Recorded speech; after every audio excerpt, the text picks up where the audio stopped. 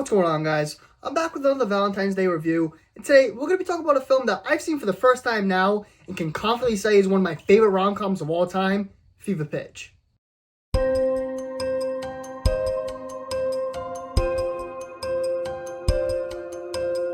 Man, I just absolutely love this film, and that's saying something coming from a Red Sox hater and a Yankees lover who lives in Boston. I can confidently say this is one of my favorite rom-coms. The story really isn't anything deep. It's about two different people with two different obsessions, but obsessions nonetheless. A man is obsessed with baseball, and a woman is obsessed with her job. But it's about how they take their obsessions and focus that energy into each other. To me anyways, it's a pretty original take on a rom-com love story, where it does a pretty decent job at mainly avoiding love story cliches, although sometimes it inevitably falls into a few traps.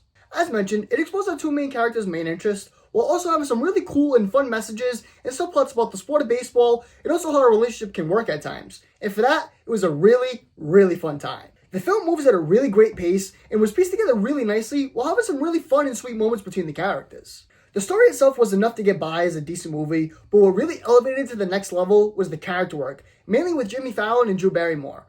I'm so used to seeing Barrymore in a rom-com with Adam Sandler that I wasn't so sure how I'd take to this concept with Jimmy Fallon instead, especially me not really being familiar with Fallon as an actor, but man oh man, did it work. The chemistry worked really, really well and was very sweet, having countless great moments bouncing off one another where I couldn't help but crack a smile on more than a few occasions.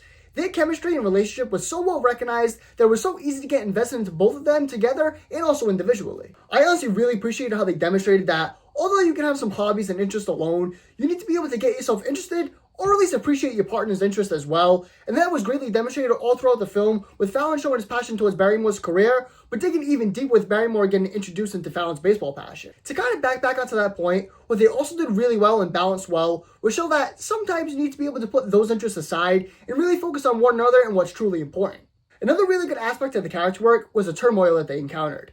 I really appreciate how it didn't just happen abruptly, but it was built in slowly while you were able to get invested into them to enhance the emotional aspect that came along with the trials and tribulations. It does a really good job showing how sometimes the honeymoon stage can be so good and happen so quickly, but also fizzle out just as fast, and how equally hard those emotions can hit as well as the good times do. Individually as characters, they were both great. I can actually see a lot of me in Jimmy Fallon's character, and I think that was a big focal point to the film as well, where avid fans can get so soaked into this almost fantasy world of the sports that it can bring up this immature kid in you, which sometimes can be a positive thing, but sometimes also a negative thing. It shows all the emotions that sports can bring out of you, whether your team is winning or they're losing. His character was so easy to get invested in due to the energy he brings to the role, as well as the comedic side to it, where he does a great job bringing in his actual quippy side to the character, as well as mixing in this Boston personality, being quick-witted with the jokes and his attitude. He does such a good job in the role, getting you so invested to the point where, when he was hurting, it also makes you feel some type of way as well, and that's just all the makings of a good character. To me, it's almost crazy to say that he almost carried the load between the two leads, but Drew Barrymore was also great in her role. She brings so much heart and charisma to this role, being an equally investable character having this great spark to her. Her character arc, again, was just as good as Fallon's, showing that balance is the main ingredient to a healthy relationship. When it comes to the screenplay, I found it to be rather above average. There wasn't these huge sophisticated pieces of dialogue or these groundbreaking pieces of emotion, but I really appreciated how genuine the conversations were and how things can happen. There are just so many good laughs in this film, where I admittedly audibly laughed out loud to a few jokes. It also felt emotional during some of the sad scenes, through them doing such a good job capturing this genuine nature to their relationship.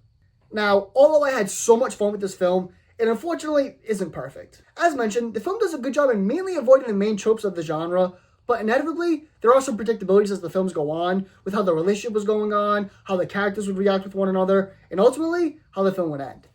Another piece of the film that didn't quite land well with me was the bits of comedy.